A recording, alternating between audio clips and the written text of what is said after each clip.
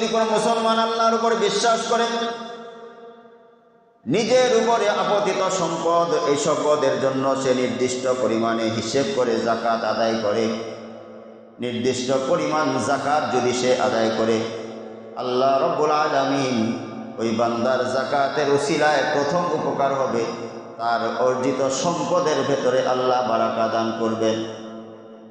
বারাকার সঙ্গে সঙ্গে আল্লাহ রাব্বুল আলামিন তার একটা ক্ষতির থেকেও তারে বাঁচাবেন। যেই মানুষটা নিজের সম্পদের হিসাব করে যাকাত দিবে, আল্লাহ রাব্বুল আলামিন ওই মানুষের সম্পদের পূর্ণ সংরক্ষণকারী মুহাফিজ হয়ে যাবে। হাদিসের ভেতরে আছে, কোনো মুসলমান যদি যথাযথ হিসাব করে নিজের সম্পদের যাকাত আদায় করে, আল্লাহ রাব্বুল আলামিন তার হাবিবে কিবরিয়া নবীর মাধ্যমে জানায় দিয়েছেন ওই সম্পদের মুহাফিজ, হেফাজতকারী আল্লাহ হয়ে যান। মসজিদে নববীর মিম্বার থেকে আমার নবী, আপনার নবী মুহাম্মদুর রাসূলুল্লাহ সাল্লাল্লাহু আলাইহি ওয়াসাল্লাম ঘোষণা করলেন, কোনো মানুষ যদি তার সম্পদের হিসাব করে পুঙ্খানুপুঙ্খানু যাকাত আদায় করে, আল্লাহ রাব্বুল আলামিন তার সম্পদের হিসাব করবেন, আল্লাহ তাআলা তার সম্পদ হেফাজত করবেন। মসজিদে নববীর মিম্বার থেকে নবীর ঘোষণা মুসলমান সাহাবীরা শুনলেন, তারা সঙ্গে সঙ্গে নিজেদের সম্পদের মাল হিসাব করে যাকাত দেওয়া শুরু করলেন। মসজিদে নববীর বাইরে থেকে একজন ইহুদি নারী ছিল, ইহুদি নারীও নবীর এই ঘোষণা শুনছে, যদিও মুসলমান না, কিন্তু নবীর ঘোষণার উপরে তার বিশ্বাস। নবী মুহাম্মদ বলছেন, যদি কেউ সম্পদের যাকাত আদায় করে, হিসাব করে, আল্লাহ তাআলা তার সম্পদের মুহাফিজ হয়ে যায়। দেখি না নবী নিজের কথাটা কতটা সত্য যাচাই করা দরকার। যাকাতের জাগতিক ফায়দা এটা, আল্লাহ তাআলা সম্পদে বারাকা দেন। দ্বিতীয় হলো তার সম্পদ ধ্বংস হবে না, এই গ্যারান্টি দেন। কোনো মানুষ যদি সম্পদের পূর্ণ যাকাত আদায় করে, এলোমেলো না। আমাদের অধিকাংশ মানুষ যারা সম্পদের মালিক আল্লাহ বানিয়েছেন, অধিকাংশ হলো যাকাত দেয় না। যারা যাকাত দেয় তারা হিসেব করে দেয় না। অধিকাংশ মানুষ বলে, হুজুর যাকাত তো দিয়েছি। কত দিয়েছেন? যা খরচ হয়েছে তার চাইতে বেশি দিছি, কম দেইনি। কিভাবে দিছেন? আমি 10টা লুঙ্গি কিনে, 10টা শাড়ি কিনে গরিব মিসকিনের মধ্যে বিলায় দিছি। 10 শাড়িতে 10 লুঙ্গিতে তার সম্পদের যাকাত আদায় হয়ে গেছে, এটা সে মনে করতেছে। আচ্ছা, 10 লুঙ্গি 10 শাড়ি দিচ্ছেন, ভালো কথা, আপনার যাকাত আসছে কত, পরিমাণ কি আপনার জানা আছে? তা তো হিসাব করিনি। আপনি মূল সম্পদের মালিক কত, যাকাত আসলো কত, দিলেন কত, হিসাব করছেন? সেটা তো করি নাই। হিসাব করা না ছাড়াই আমি বলতেছি যতটা আসছে তার চাইতে বেশি দিছি। আল্লাহকে আপনার কাছ থেকে বেশি চাইছেন না যেটা আদায় হওয়ার দরকার সেটা চাইছেন? উদাহরণ দিলে বুঝবেন।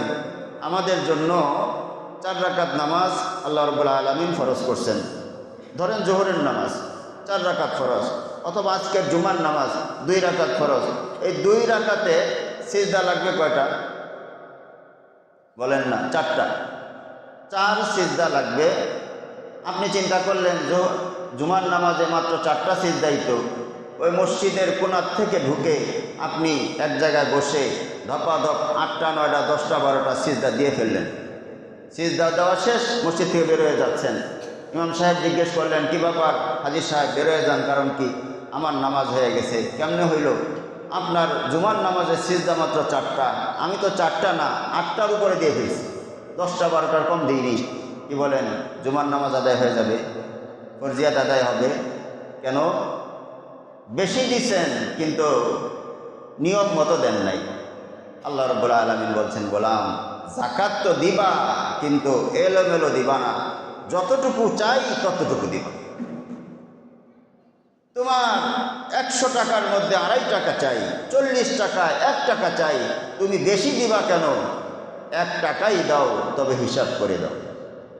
যত আসে তত দাও, বেশি দেওয়ার দরকার নাই। বেশি দিতে পারলে ভালো, কিন্তু এলোমেলোভাবে বেশি না, গড়পড়তায় বেশি না। আসলে এই যারা বলে আমি বেশি দিয়েছি, এরা হলো চিকন বুদ্ধিমান, প্রকারান্তরে ধোঁকাবাজ। এরা আসলে বুদ্ধিমান না, এরা ধোঁকাবাজ। কারণ আল্লাহকে তারা মনে করে আল্লাহ তাআলা হিসাব জানেন না। আমি কততে কত দিলাম, আল্লাহ হিসাব বের করতে পারবেন। আসলে কি তাই? কিন্তু হাদিসের ভেতরে আছে, কোনো মুসলমান যদি যথাযথ হিসাব করে নিজের সম্পদের যাকাত আদায় করে, আল্লাহ রাব্বুল আলামিন তার হাবিবে কিবরিয়া নবীর মাধ্যমে জানায় দিয়েছেন ওই সম্পদের মুহাফেজ হেফাজতকারী আল্লাহ হয়ে যান। মসজিদে নববীর মিম্বার থেকে আমার নবী, আপনার নবী মুহাম্মদুর রাসূলুল্লাহ সাল্লাল্লাহু আলাইহি ওয়াসাল্লাম ঘোষণা করলেন, কোন মানুষ যদি তার সম্পদের হিসাব করে পুঙ্খানুপুঙ্খানু যাকাত আদায় করে, আল্লাহ রাব্বুল আলামিন তার সম্পদের হিসাব করবেন, আল্লাহ তাআলা তার সম্পদ হেফাজত করবেন। মসজিদে নববীর মিম্বার থেকে নবীর ঘোষণা মুসলমান সাহাবীরা শুনলেন। তারা সঙ্গে সঙ্গে নিজেদের সম্পদের মাল হিসাব করে যাকাত দেওয়া শুরু করলেন। মসজিদে নববীর বাইরে থেকে একজন ইহুদি নারী ছিল। ইহুদি নারীও নবীর এই ঘোষণা শুনছে, যদিও মুসলমান না, কিন্তু নবীর ঘোষণার উপরে তার বিশ্বাস। নবী মুহাম্মদ বলছেন, যদি কেউ সম্পদের যাকাত আদায় করে হিসাব করে, আল্লাহ তাআলা তার সম্পদের মুহাফিজ হয়ে যায়। দেখি না নবী নিজের কথাটা কতটা সত্য যাচাই করা দরকার। আল্লাহ রাসূলের কথা যাচাই করবে সে। সম্পদ যাদের দিলে হেফাজত হয়। আমার তো বহু সম্পদ। মদিনায় এই মহিলা ছিল অনেক ধনাঢ্য ব্যবসায়ী, শত শত উটের উপরে বোঝাই করে তার ব্যবসায়িক মাল শাম থেকে মদিনায় আসা যাওয়া করত। গোটা আরবে তার ব্যবসা চলত। তিনি চিন্তা করলেন, এবছর আমি আমার সম্পদের মাল হিসাব করে যাকাত দিয়ে দিব। যত হিসাব করে ম্যানেজার রেখে যাকাত দিয়ে দিছি। যাকাত দেওয়া শেষ হলে তার ব্যবসায়িক কাফেলার জন্য 100 উট বোঝাই করে মাল নিয়ে চলে গেল। শাম থেকে ব্যবসা করে যখন কাফেলা ফেরত আসবে, হঠাৎ করে মদিনায় একটা দুর্ঘটনার খবর ছড়ায় পড়ল। হাইরে, মদিনার যে ব্যবসায়িক কাফেলা শামে সফরে গিয়েছিল ব্যবসার জন্য, পথিমধ্যে দস্যুরা ডাকাতেরা ওই কাফেলা লুট করে নিয়ে গেছে। মহিলার কাছে ইহুদিরা যায় দাঁড়ায় গেল, এই ইহুদি, তুমি তো মুসলমান না, তারপরেও মুসলমানদের নবী মুহাম্মদের কথায় বিশ্বাস করে যাকাত দিলা। দেখো না, যাকাত দিয়ে সম্পদ রক্ষা করতে চেয়েছিলা, আজকে তোমার সম্পদের যাকাতও গেল, আবার সম্পদও গেল, যাকাতও গেল, সবই তো গেল, তোমার আম আর সালা দুটোই একসঙ্গে গেল, কি পেলা? ইহুদি নারী চিন্তা করতেছে, হায়রে, আমি বুঝি সর্বস্ব হারায় ফেললাম, কিছুই তো এখন আর পাওয়ার নাই। যাকাতও গুনে গুনে দিলাম, আবার সম্পদও ডাকাত লুট করে নিয়ে গেল, কি হলো আমার, কি হলো?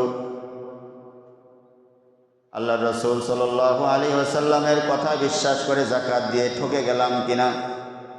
তখনকার দিনে আর খোঁজ খবর নেওয়ার মতো ফোন তো ছিল না, যোগাযোগ ব্যবস্থাও তো উন্নত না। এই খবর আসার পরে 1 মাস দীর্ঘ সময় চলে গেল। 1 মাস দীর্ঘ সময় চলে যাওয়ার পরে হঠাৎ করে যেই দিন ওই ব্যবসায়িক কাফেলার লোকেরা মদিনার ভেতরে আসতেছে, মদিনায় আসার সঙ্গে সঙ্গে মসজিদে নববীর ওই পাশের ইহুদি নিজের ব্যবসায়িক কাফেলার খবর নেবার জন্য দৌড়ে গেল। যায় দেখে অন্য কাফেলা লুণ্ঠিত হয়েছে, ডাকাতের কবলে পড়েছে, কিন্তু যাকাত দেওয়া এই নারীর কাফেলা 100 উট মাল বোঝাই করে লাভ নিয়ে মদিনায় দিব্য একেবারে উচ্চ বীরের বেশে ফিরে এসেছে। যাকাত দিয়ে যাচাই করে ফেলেছে। মুসলমান ভাইয়েরা আমার, ইহুদি নারী যখন দেখলো যাকাত দিলে আল্লাহ রাব্বুল আলামিন মালের হেফাজত করে, এটা সত্য, আবার নবী মুহাম্মদুর রাসূলুল্লাহ সাল্লাল্লাহু আলাইহি ওয়াসাল্লামের ঘোষণাও সত্য, সঙ্গে সঙ্গে ইহুদি নারী নবীর সামনে যায় বলে, ইয়া রাসূলুল্লাহ, আর কত দূরে রাখবেন আমাকে? আল্লাহর বিশ্বাস থেকে, ওয়াদা থেকে এতদিন পালিয়েছিলাম, কিন্তু আজকে নিজে যাচাই করে দেখেছি আমার আল্লাহ সব চাইতে সত্যবাদী। আল্লাহর কথায় বিশ্বাস করেছি, আমারে আল্লাহর উপরে বিশ্বাস করায় দেন, ইমানের কালিমা পড়ায় দেন, লা ইলাহা ইল্লাল্লাহু মুহাম্মাদুর রাসূলুল্লাহ।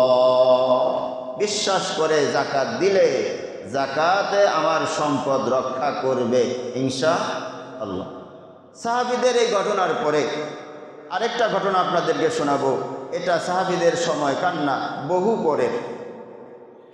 শাইখুল হাদিস আল্লামা জাকারিয়া কান্দলবী রহমতুল্লাহি আলাইহি, তাবলিগে নিসাবে যিনি লেখক, অনেক বড় আল্লাহওয়ালা বুজুর্গ, অনেক বড় আলেম শাইখুল হাদিস ছিলেন।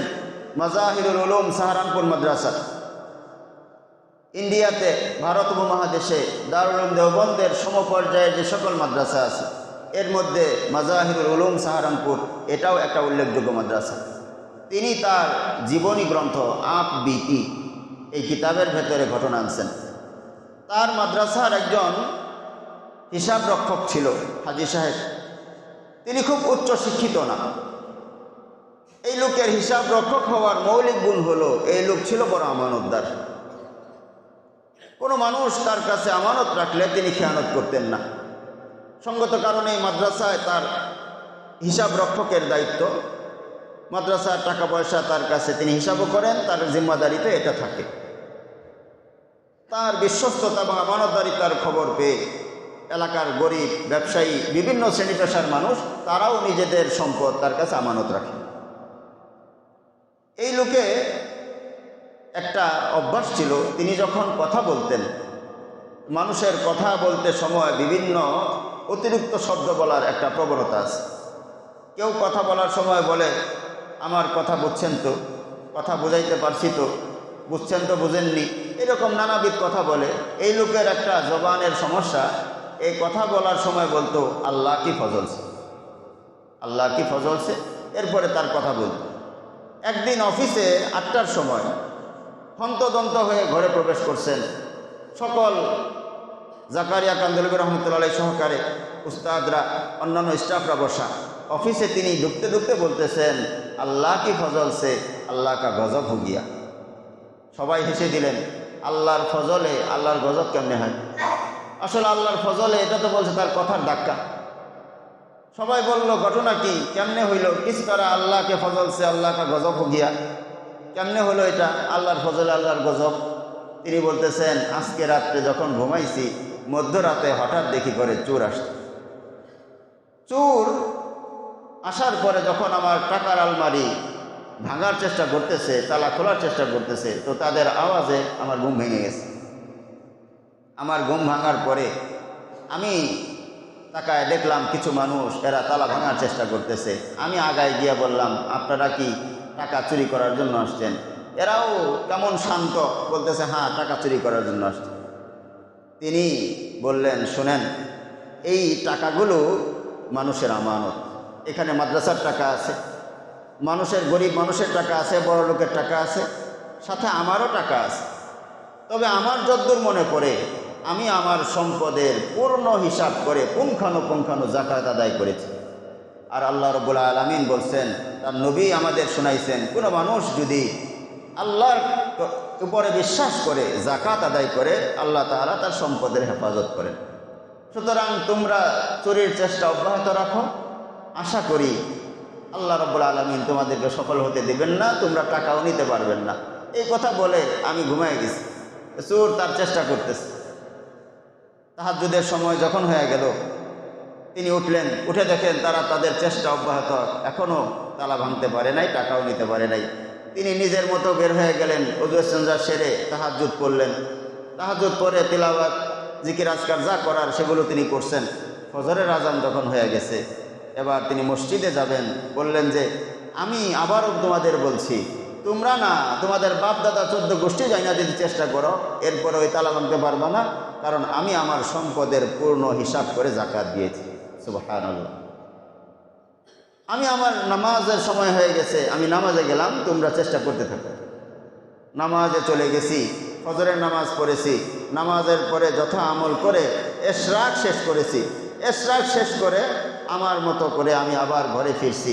ঘরে ফিরে দেখি তালার জায়গায় আছে, আলমারির জায়গায় আছে, টাকাও টাকার জায়গায় আছে। চোরেরা এখন আর নাই, কারণ বেলা হয়ে গেছে। তো এত বেলায় তো আর চোর থাকবে না, চোর চলে গেছে। তিনি এই ঘটনা শোনায় বললেন আল্লাহ কে ফজল সে আল্লাহ কা গজব হো গিয়া। মোহতারাম হাজরিন, আমার ভাইয়েরা, আমার বাবারা, আল্লাহ রাব্বুল আলামিন আমাদের যাদেরকে টাকা দিয়েছেন অল্প দিয়েছেন বেশি দিয়েছেন, যতটুকু যাকে দিয়েছেন, আমার যদি জাকাত ফরজ হয়ে থাকে আমি ইনশাআল্লাহ হিসেব করে পূর্ণভাবে জাকাত দেব ইনশাআল্লাহ। বলেন ইনশাআল্লাহ। জাকাত কি এলোমেলো দেব না হিসাব করে দেব? আল্লাহ তাআলা আমাদেরকে পূর্ণ হিসেব করে জাকাত দেওয়ার তৌফিক দান করেন। সম্মানিত হাজিরিন, এখন প্রশ্ন হলো, আমি জাকাত দিতে চাই, এই ঘটনার প্রেক্ষিতে আমি বুঝলাম যে আমাকে জাকাত দিতে হবে, কারণ আমাকে সম্পদ রক্ষা করতে হবে। কি বলেন? আল্লাহ যতটুকু দিয়েছে এটুকু রক্ষা করতে হবে। যদি রক্ষা করতে চাই তাহলে জাকাত দিতে হবে। জাকাত দিব কিভাবে, কখন দিব? আল্লাহর হাবিব সাল্লাল্লাহু আলাইহি সাল্লাম হাদিসের মাধ্যমে, ফুকাহায়ে কেরাম হাদিস এবং কোরআনের আলোচনার মাধ্যমে আমাদের জন্য বিষয়টা সহজ করে দিয়েছেন। আমাদের মধ্যে যার কাছে স্বর্ণ, রূপা, মূলধন শুধু টাকা অথবা ব্যবসায়িক পণ্য, এই 4 ধরনের পণ্য থাকবে। আবার বলছি, স্বর্ণ, রূপা, টাকা, মূল টাকা, বলে এটাকে মৌলিক সম্পদ, টাকা, নগদ টাকা, আর হলো ব্যবসায়িক পণ্য। এই 4 ধরনের সম্পদ যদি আমার কাছে একটা নির্দিষ্ট পরিমাণ বরাবর থাকে, নির্দিষ্ট পরিমাণ বলতে আমার কাছে স্বর্ণ হিসেব করলে 7.5 ভরি স্বর্ণ অথবা তার মূল্য, রূপা হিসেব করলে 7.5 52 ভরি রূপা অথবা তার মূল্য। যদি এই 4 শ্রেণীর যে কোনো এক শ্রেণী আমার সম্পদ 52.5 ভরি রূপার মূল্য বরাবর হয়ে যায়, তাহলেও আমার জন্য জাকাত ফরজ।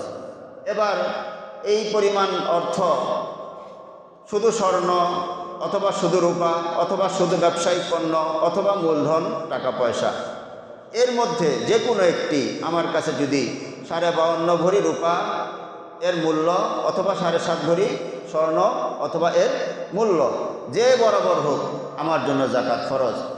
এই পরিমাণ সম্পদের মালিক যদি আল্লাহ আমাকে বানিয়ে থাকেন, আমি ইনশাআল্লাহ হিসেব করে লাখে 2.5 টাকা, 2.5 লাখে 2.5, 100তে 2.5 টাকা, এভাবে, অথবা 40 টাকা 1 টাকা, এভাবে হিসেব করে করে পূর্ণভাবে আমরা জাকাত দিয়ে দিব।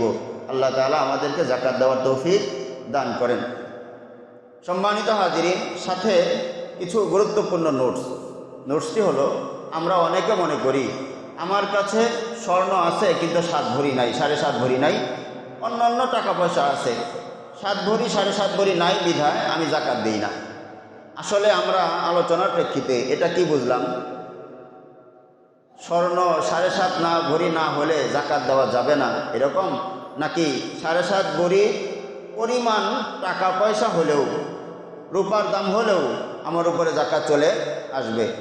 এজন্য সহজে একটা বিষয় আমরা মৌলিকভাবে মনে রাখবো, আমাদের কাছে যদি মিশ্র নেশাব চলে আসে, মিশ্র নেশাব হলো আমার কাছে স্বর্ণ আছে 1/2 ভরি, আমার কাছে রূপা আছে 1/2 ভরি, আমার কাছে টাকা আছে অল্প কিছু, এই 3 জিনিসের মিশ্রণ, অথবা স্বর্ণের সাথে রূপার মিশ্রণ, অথবা রূপার সাথে টাকার মিশ্রণ, অথবা ব্যবসায়িক পণ্যের মিশ্রণ, একটার সঙ্গে আরেকটার, 4টা নেশাবের যে কোনো একটার সঙ্গে যদি আমার মিশ্রণ হয়ে যায়, তাহলে আমি মিশ্র নেশাবের মালিক।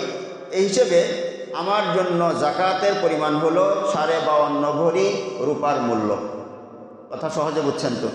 52.5 ভরি রূপার মূল্য হলো আমার জাকাতের নেশাব। সুতরাং এই মিশ্র নেশাব হিসেবে আমার কাছে যদি 52.5 ভরি জাকাতের নেশাবের সমপরিমাণ টাকা অথবা মূলধন, ব্যবসায়িক পণ্য অথবা যাই থাকুক না কেন, এটা যদি থাকে, আমি জাকাতের মালিক। আমাকে এবার হিসেব করে 1 বছর পূর্ণ হলে, আজকে যদি এইটুকুর সম্পদের মালিক হয়ে থাকি, আগামী বছর এই দিনে আমার জন্য জাকাত আদায় করা ফরজ, ওয়াজিব। আমার জন্য যদি গত বছর এই সময় মালিক হয়ে থাকি, তাহলে আজকের দিনে আমার জাকাত আদায় করা ওয়াজিব। কথা বুঝে আসছে তো? সঙ্গে আরেকটি বিভ্রান্তি দূর করা দরকার। আমরা অনেক মায়েরা মনে করে থাকি আমাদের গায়ে যে সকল গহনা থাকে, হাতের বালা, কানের দুল, নাকের ফুল অথবা মাথা পায়ে যে সকল অলংকার আমরা ব্যবহার করি, আমাদের মহিলাদের একটা ভুল ধারণা হলো, আমরা মনে করি ব্যবহৃত স্বর্ণ কিংবা অলংকারের জাকাত দিতে হয় না। এটা একটা ভুল ধারণা। স্বর্ণ, রূপা এটা অলংকারের আকৃতিতে থাকুক, ব্যবহারে থাকুক, অথবা বিস্কিটের আকারে থাকুক, অথবা গলানো থাকুক, যত রকম স্রোতেই থাকুক, স্বর্ণ রূপা সর্বসম্মতি অবস্থা, সর্ব অবস্থায় এর যে মূল্য হিসেব করে আমরা জাকাত আদায় করে দেবো ইনশাআল্লাহ। কথা বোঝা আসছে? এটা ব্যবহৃত হোক অথবা অব্যবহৃত হোক, যে কোনো ব্যবস্থাপনা থাকুক আমার জন্য এগুলো হিসাব করে করে। এছাড়া জাকাতের আরও অনেক গুরুত্বপূর্ণ মাসালা আছে, একদিনে সব মাসালা বলাও যাবে না, মনেও রাখা যাবে না। তো আমরা ইনশাআল্লাহ আমাদের এই মাদ্রাসার ফিকহ বিভাগের আমাদের উস্তাদরা আছেন যারা অভিজ্ঞ মুফতিয়ানি কারাম, তাদের কাছ থেকে জেনে জেনে এই মাসালাগুলো পূর্ণ পরিষ্কার হয়ে এরপরে জাকাত নির্দিষ্টভাবে আদায় করব।